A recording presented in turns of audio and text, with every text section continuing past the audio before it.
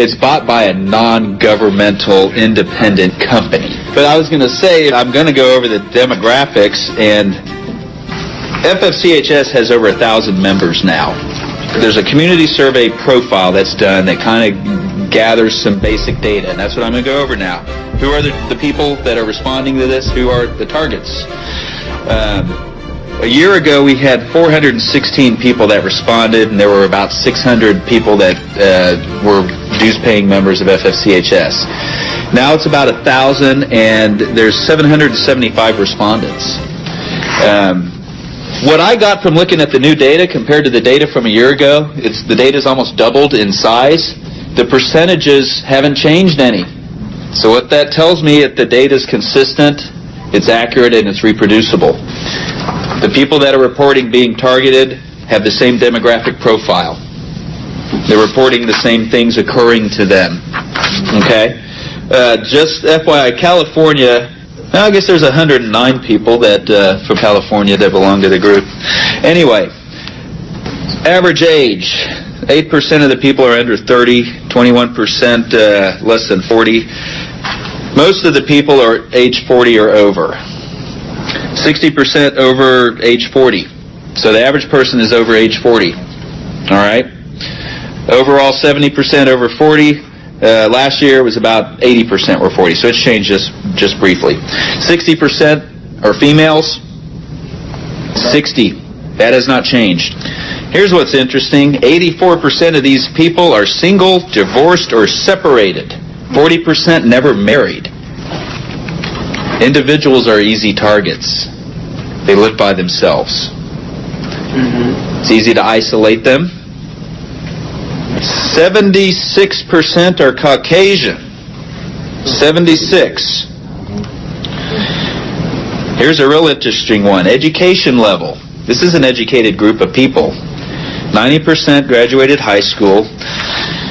50% have graduated college or have a postgraduate degree.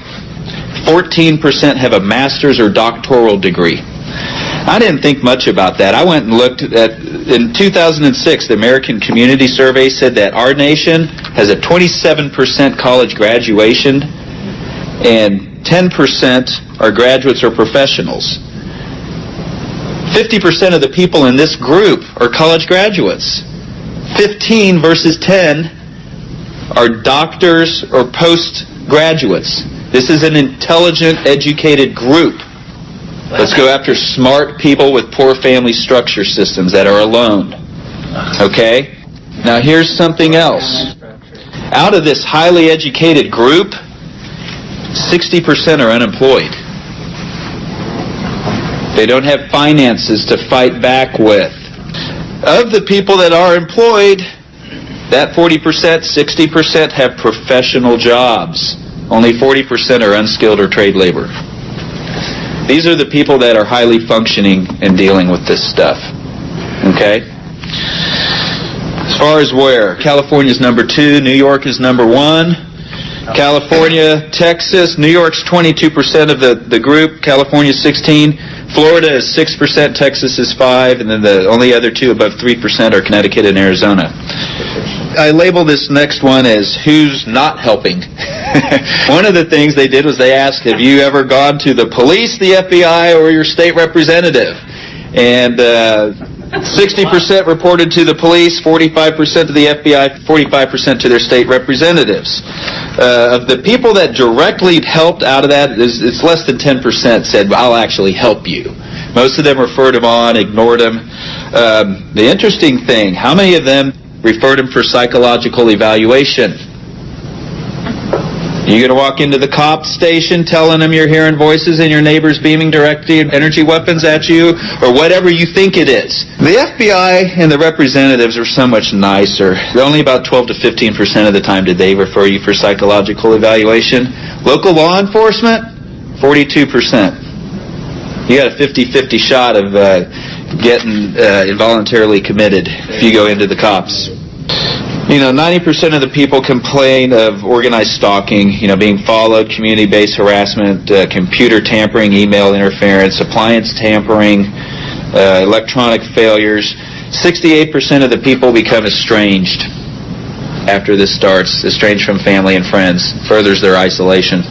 Okay?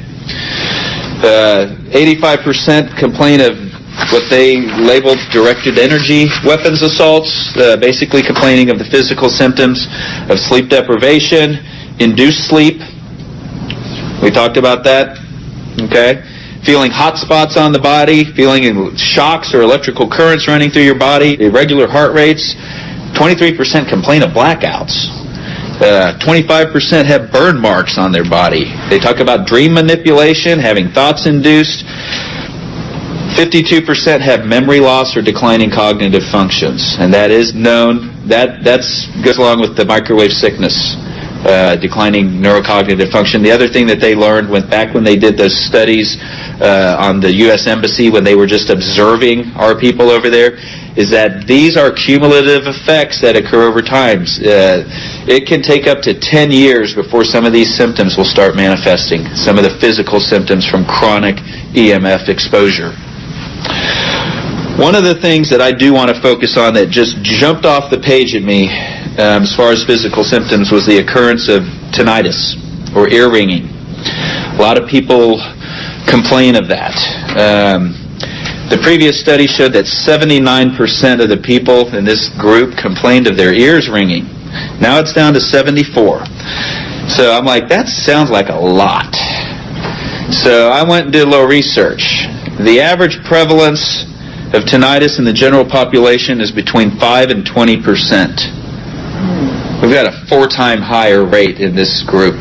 Something's going on with this group that they're suffering ear ringing. Males tend to get it more than females. Tinnitus is known to occur with chronic EMF and radio frequency exposures.